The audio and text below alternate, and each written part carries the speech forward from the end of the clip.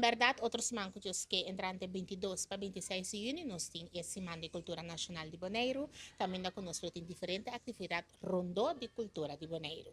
Pero naturalmente nos comienza un tiki más trempanco esa que hay aquí, día 19 nos comienza con chispa de Juan aquí en la mesa en Curadiscal, caminando con nosotros va a celebrar, lo cual con nos tiene como cultura que está Juan y Pedro nos forma.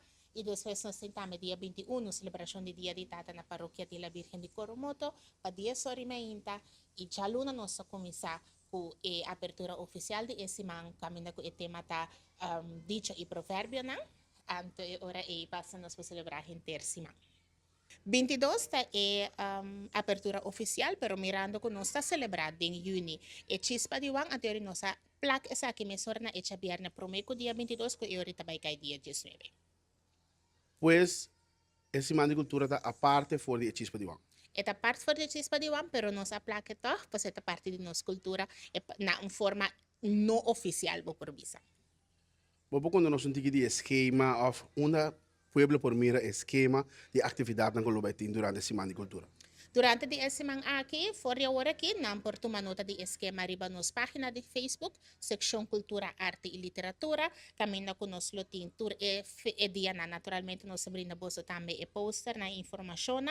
Dia 22 nós começa a partir oficial maneira chama mencionar.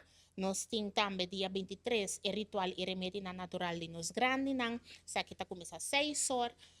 24 de junho, coxina boneriano.